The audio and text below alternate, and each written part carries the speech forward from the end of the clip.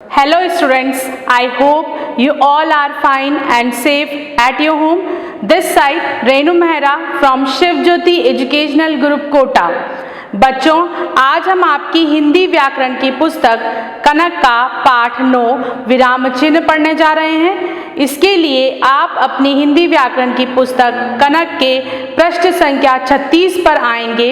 वहां आपको मिलेगा पाठ 9 विराम चिन्ह। पाठ 9 विराम चिन्ह। विराम का अर्थ होता है रुकना या आराम करना। तो यहाँ पर हम चिन्ह अर्थात निशान वैसे चिन्ह पढ़ने जा रहे हैं जो रुकने के लिए प्रयोग में लाए जाते हैं। तो आइए आपकी पुस्तक में दिए गए उदाहरण को देखते हैं। यहाँ आप देख सकते हैं 3 बच्चे दिए हैं जो आपस में बात कर रहे हैं। उमेश ने दूसरे बच्चे से कहा बैठो मत जाओ। यहाँ आप देख सकते हैं बैठो मत के बाद एक चिन्ह दे रखा है। उसके बाद गीता ने कहा बैठो मत जाओ। यहाँ पर भी एक चिन्ह दिया हुआ है बैठो के बाद जहाँ हम रुके हैं। तो यहाँ हमने 2 वाक्य देखे। पहला वाक्य जिसमें बैठो मत जाओ, यहाँ हमने मत के बाद एक चिन्ह लगाया है, अर्थात यहाँ पर हम कुछ देर रुके हैं बोलते वक्त, जहाँ पर हमें ये पता चल रहा है कि बच्चे से कहा जा रहा है कि तुम बैठो मत। उसे बैठने के लिए मना किया जा रहा है और जाने के लिए कहा जा रहा है। उसी प्रकार दूसरे वाक्य में बैठो मत जाओ, यहाँ पर भी एक चिन्ह लगा है जहाँ पर हम रुके हैं थोड़ी देर। इस वाक्य का अर्थ क्या निकलता है कि बैठो अर्थात उस बालक से, उस बच्चे से कहा जा रहा है कि बैठ जाओ, जाओ मत अर्थात बैठने के लिए कहा जा रहा है और जाने के लिए मना किया जा रहा है। तो इस प्रकार हमने देखा बच्चों कि इन दोनों वाक्यों में एक चिन्ह लगाने से वाक्य का अर्थ भी बदल गया। तो बोलते समय या लिखते समय या पढ़ते समय जब भी हम कोई वाक्य बोलते हैं, लिखते हैं या पढ़ते हैं, तो जब हम थोड़ी देर के लिए रुकते हैं या किसी भी प्रकार रुकते हैं तो रुकने के लिए जिन चिन्हों का प्रयोग किया जाता है उन्हें हम विराम चिन्ह कहते हैं। यहाँ हमने दोनों वाक्य देखे और बोलते समय अलग अलग जगह रुकने से दोनों वाक्यों के अर्थ बदल गए हैं। तो जिस चिन्ह का आप यहाँ देख सकते हैं चिन्ह जो हमने वाक्य में लगाया था कि लगने से अर्थ में ये अंतर आया है, उसे हम विराम चिन्ह कहते हैं। तो विराम चिन्ह की परिभाषा क्या हुई बच्चों कि बोलते, लिखते या पढ़ते समय रुकने के लिए प्रयोग में लाए गए चिन्ह विराम चिन्ह कहलाते हैं। आइए हम विराम चिन्ह का उदाहरण द्वारा देखते हैं।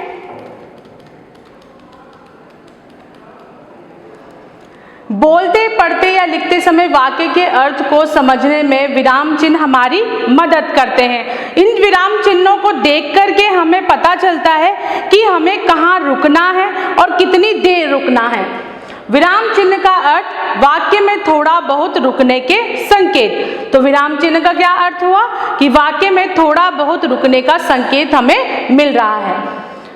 कुछ मुख्य विराम चिन्ह इस प्रकार है। अब यहाँ पर कुछ विराम चिन्ह दिए हैं बच्चों जिन्हें हम देखते हैं। पहला विराम चिन्ह है पूर्ण विराम। विराम का अर्थ मैं बता चुकी हूँ रुकना, और पूर्ण का अर्थ होता है पूरा, अर्थात जहाँ हमें पूरी तरीके से रुकना पड़े या वाक्य पूरा हो गया हो। वाक्य के पूरा होने पर लगता है, कब लगता है? वाक्य के पूरा होने पर। इस तरीके का एक डंडा हम लगाते हैं। कब लगाते हैं? जब हमारा वाक्य पूर्ण हो चुका है, पूरा हो चुका है। जैसे आपको यहाँ उदाहरण दिया है रमा मेरी सहेली है। अब यहाँ पर वाक्य पूर्ण हो चुका है तो यहाँ पर हमने क्या लगाया? विराम चिन्ह। कौन सा चिन्ह है ये? विराम चिन्ह। दूसरा है अल्प विराम। अल्प का अर्थ होता है थोड़ा और विराम का अर्थ रुकना। तो क्या अर्थ हुआ इसका कि वो चिन्ह जो थोड़ा रुकने के लिए प्रयोग में लाया जाता है। तो अल्प विराम कम समय के लिए रुकने के स्थान पर लगाते हैं। जैसे वाक्य देखते हैं हम, जंगल में शेर, अल्प विराम, चीता और भालू रहते हैं, पूर्ण विराम। अब यहाँ पर हमें जंगल में शेर और चीता के बीच में हमें थोड़ी देर के लिए रुकना है, इसलिए हमने यहाँ क्या लगाया, अल्प विराम। और भालू रहते हैं के बाद जो है वाक्य पूर्ण हो गया है, इसलिए अंत में हमने लगाया पूर्ण विराम। अगला है प्रश्न सूचक। नाम से ही पता चल रहा है, प्रश्न अर्थात जब प्रश्न पूछे जाते हैं, जब किसी वाक्य से हमें ये पता चले कि हमसे प्रश्न पूछा गया है तो वहां हम कौन सा चिन्ह लगाते हैं, प्रश्न सूचक। प्रश्न सूचक प्रश्न पूछने पर लगाते हैं। आइए उदाहरण देखते हैं। तुम कहाँ जा रहे हो, तो यहाँ पर कहाँ, तो हमें कहाँ से क्या पता चल रहा है कि हमसे प्रश्न पूछा गया है। तो जब प्रश्न पूछा गया है तो हम यहाँ क्या लगाएंगे, प्रश्न सूचक चिन्ह। अगला है विस्मय बोधक। विस्मय बोधक चिन्ह कैसा होता है बच्चों, पूर्ण विराम के नीचे हम एक बिंदी लगा देते हैं तो वो विस्मय बोधक चिन्ह बन जाता है। इसका प्रयोग हम कब करते हैं, खुशी, आश्चर्य, दुख आदि भाव प्रकट करने के लिए लगाते हैं। कब लगाते हैं, जब हम खुश होते हैं, कोई भी खुशी का वाक्य हमने बोला या कोई आश्चर्य वाला वाक्य बोला, कोई दुख है, शोक है, भय है, इन सभी भावनाओं को प्रकट करते समय उन शब्दों का प्रयोग जब हम करते हैं तब हम वहां पर विस्मय बोधक चिन्ह लगाते हैं। उदाहरण देखते हैं। आहा, विस्मय बोधक चिन्ह, कितना सुंदर बाग है, पूर्ण विराम। तो यहाँ पर खुश हो रहे हैं हम बाग को देख करके, इसीलिए हमने क्या कहा, आहा कितना सुंदर बाग है। तो यहाँ पर हमने आहा के बाद क्या लगाया, विस्मय बोधक चिन्ह। तो ये हुए विराम चिन्ह के 4 प्रकार। आइए अब इन्हें हम और उदाहरणों से भी देखते हैं। सबसे पहला पूर्ण विराम, एक डंडा जो हम लगाते हैं वाक्य के पूर्ण होने पर, जो हमने अभी पढ़ा था। आइए इसके और उदाहरण भी देखते हैं हम। मेरा भाई शरारती है। अब यहाँ पर वाक्य पूर्ण हो गया है तो हमने अंत में क्या लगाया, पूर्ण विराम। मीरा गाना गाती है, तो अंत में क्या आया, पूर्ण विराम। लड़का हंस रहा है, अंत में है पूर्ण विराम। तो जब वाक्य पूर्ण हो जाता है तो हम पूर्ण विराम लगाते हैं। अधिकतर वाक्यों में पूर्ण विराम ही लगता है, सिर्फ हम प्रश्नवाचक चिन्ह का प्रयोग कब करते हैं, जब हमसे प्रश्न पूछा जाता है, वरना हर वाक्य के अंत में हम क्या लगाते हैं, पूर्ण विराम। आइए दूसरा भेद देखते हैं, अल्प विराम। जिन्हें आप देख सकते हैं यहाँ पर अल्प विराम का, अल्प विराम जो मैंने अभी आपको बताया था, जब हम वाक्य में थोड़ी देर के लिए रुकते हैं तो थोड़ी देर रुकने के लिए हम अल्प विराम का प्रयोग करते हैं, और अल्प का अर्थ होता है थोड़ा। वाक्य देखते हैं, पिताजी सेब, अल्प विराम केला और संतरा लाए।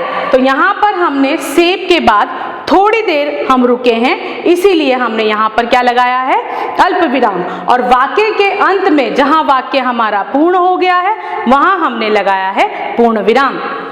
अगला वाक्य देखते हैं, सीता अल्प विराम गीता और लक्ष्मी पढ़ रही हैं, पूर्ण विराम। तो यहाँ पर सीता गीता के बीच में हमने एक अल्प विराम लगाया है, क्योंकि यहाँ पर हम बोलते हुए भी थोड़ी देर रुके थे, और क्योंकि वाक्य के अंत में पूर्ण होने के बाद हमने क्या लगाया, पूर्ण विराम। माँ ने दाल पूर्ण विराम रोटी और चावल बनाए। तो यहाँ पर दाल और रोटी के बीच में हम थोड़ी देर रुके थे। क्यों रुके थे, क्योंकि हमने यहाँ देखा कि कौन सा चिन्ह लगा है, अल्प विराम का चिन्ह। उसके बाद जब वाक्य पूर्ण हो गया तो पूर्ण होने के बाद हमने क्या लगाया, पूर्ण विराम का चिन्ह। तो ये हुआ अल्प विराम। प्रश्न सूचक, नाम से ही पता चल रहा है, प्रश्न अर्थात जहां पर प्रश्न पूछे जाते हैं। ऐसे वाक्य जिनसे हमें ये पता चले कि वो वाक्य प्रश्न पूछा गया है या नहीं, तो प्रश्न पूछते ही हम क्या लगाएंगे, प्रश्न सूचक। जैसे कि यह खिलौना किसका है, अंत में लगा प्रश्न सूचक चिन्ह, क्योंकि यहाँ पर प्रश्न पूछा गया है। उसी प्रकार तुम कहाँ रहते हो, ये भी एक प्रश्न है, इसलिए अंत में हमने लगाया प्रश्न सूचक चिन्ह। क्या यह पुस्तक तुम्हारी है, अंत में प्रश्न सूचक चिन्ह, क्योंकि ये भी एक प्रश्न है। तो प्रश्न पूछने पर हम क्या लगाएंगे, प्रश्न सूचक चिन्ह। अगला है विस्मय बोधक। किस प्रकार का है चिन्ह आप देख सकते हैं, पूर्ण विराम के नीचे हमने एक बिंदी लगाई है, तो इससे बन गया विस्मय बोधक चिन्ह। विस्मय बोधक चिन्ह का प्रयोग हम कब करते हैं बच्चों? अभी हमने पढ़ा था, जब हमें कोई आश्चर्य होता है, खुशी होती है, दुख होता है, तब हम क्या प्रयोग में लाते हैं? विस्मय बोधक चिन्ह। और इसका प्रयोग हम विस्मय बोधक शब्दों के बाद करते हैं। जैसे कि यहाँ हम वाक्य में देख सकते हैं, अरे विस्मय बोधक तुम कब आए? पूर्ण विराम। तो क्योंकि यहाँ पर हमें विस्मय बोधक शब्द के बाद विस्मय बोधक चिन्ह लगाया है और उसके बाद अंत में क्या लगाया हमने? पूर्ण विराम, क्योंकि वाक्य पूर्ण हो गया। वाह विस्मय बोधक तुम कक्षा में प्रथम आए, पूर्ण विराम। खुशी जाहिर कर रहे हैं तो वाह के बाद हमने क्या लगाया? विस्मय बोधक। उसके बाद अंत में पूर्ण विराम, क्योंकि वाक्य पूरा हो गया है। हाय विस्मय बोधक वह गिर गया, पूर्ण विराम। यहाँ पर हाय से क्या पता चला हमें? कि हमें दुख हो रहा है कि वो गिर गया है, तो यहाँ पर हमने लगाया विस्मय बोधक और अंत में पूर्ण विराम, क्योंकि वाक्य पूर्ण हो गया है। तो इस प्रकार बच्चों विराम चिन्ह 4 प्रकार के हुए: पूर्ण विराम, अल्प विराम, प्रश्न सूचक और विस्मय बोधक। आइए बच्चों अब इस पाठ के अभ्यास प्रश्न देखते हैं। उसके लिए आप अपनी पुस्तक के पृष्ठ संख्या 37 पर आएंगे। वहां आपको मिलेगा प्रश्न 1, इन वाक्यों में सही विराम चिन्ह लगाइए। यहाँ पर कुछ वाक्य दिए हैं आपको, उन वाक्यों में आपको सही विराम चिन्ह लगाना है। क टोकरी में केले, संतरे और अंगूर रखे हैं। अब हमने अभी पढ़ा था कि जहां हमें थोड़ी देर रुकना होता है वहां हम कौन सा चिन्ह लगाते हैं? अल्प विराम। तो टोकरी में केले, अल्प विराम, संतरे और अंगूर रखे हैं। वाक्य पूर्ण हो गया। पूर्ण होने के बाद क्या लगाएंगे? पूर्ण विराम। इसी प्रकार ख शाबाश तुमने बहुत सुंदर चित्र बनाया है।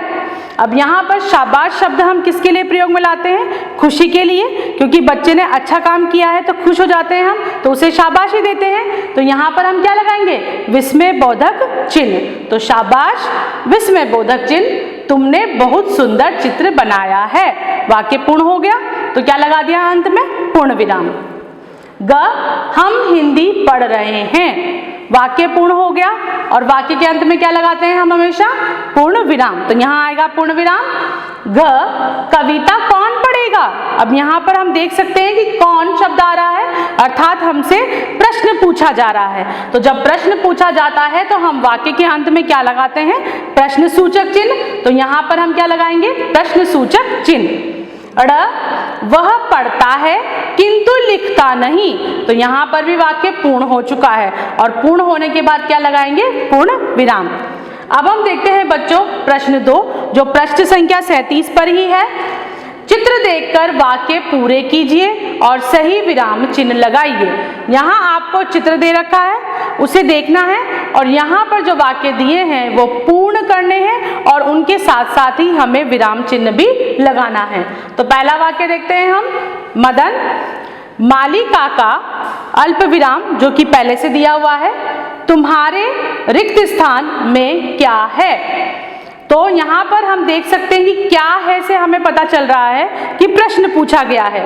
और रिक्त स्थान में क्या आएगा? यहाँ आप चित्र में देख सकते हैं कि उसके हाथ में फूल है, तो यहाँ पर क्या आएगा?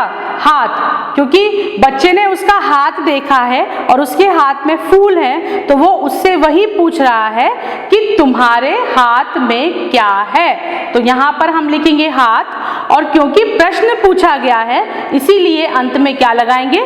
प्रश्न सूचक चिन्ह। माली ने कहा बेटा अल्प विराम, क्योंकि यहाँ पर हम थोड़ी देर के लिए रुके हैं और अल्प विराम पहले से दिया हुआ है। मेरे हाथ में रिक्त स्थान है। अब चित्र में देखिए माली के हाथ में क्या है? फूल है, तो यहाँ पर आएगा फूल। और क्योंकि ये वाक्य पूर्ण हो गया है तो अंत में क्या लगाया हमने? पूर्ण विराम। मदन ने क्या कहा? वाह। अब अभी हमने पढ़ा था कि विस्मय सूचक चिन्ह हम कब लगाते हैं? जब खुश होते हैं। तो वो खुश हो रहा है, कितनी अच्छी खुशबू रिक्त स्थान है इन फूलों से। तो यहाँ पर हमने वह देखा है, तो वह के बाद हम क्या लगाएंगे? विस्मय सूचक। हमने यहाँ वह देखा है तो वह के बाद हम क्या लगाएंगे? विस्मय बोधक चिन्ह। कितनी अच्छी खुशबू आ रही है। तो वाक्य पूर्ण करेंगे रही से, तो यहाँ आ रही है इन फूलों से। अब वाक्य पूर्ण हो गया तो अंत में लगाया हमने पूर्ण विराम। माली ने कहा हाँ, क्या लगाया हमने यहाँ पर अल्प विराम, क्योंकि यहाँ हम थोड़ी देर के लिए रुके हैं। ये गुलाब, फिर हम क्या लगाएंगे अल्प विराम, क्योंकि हम यहाँ पर फिर थोड़ी देर के लिए रुके हैं। गेंदा और चमेली के रिक्त स्थान हैं, पूर्ण विराम जो कि पहले से लगा हुआ है। तो गुलाब, गेंदा और चमेली क्या होते हैं, फूल होते हैं, तो यहाँ हम लिखेंगे फूल। अंत में मदन ने कहा मुझे फूल पसंद हैं। अब यहाँ पर वाक्य पूर्ण हो गया तो हमने क्या लगा दिया पूर्ण विराम। तो ये हुआ बच्चों इस पाठ का अभ्यास कार्य। तो मुझे उम्मीद है बच्चों कि ये पाठ आपको अच्छे से समझ में आ गया होगा। इस पाठ में हमने आज क्या क्या पढ़ा है। पहले हमने पढ़ा विराम चिन्ह। विराम का अर्थ है रुकना, अर्थात ऐसे चिन्ह जो वाक्यों के लिखने, पढ़ने और बोलते समय थोड़ा रुकने के लिए प्रयोग में लाए जाते हैं। और विराम चिन्ह 4 प्रकार के होते हैं, पूर्ण विराम, अल्प विराम, प्रश्न सूचक और विस्मय बोधक। धन्यवाद।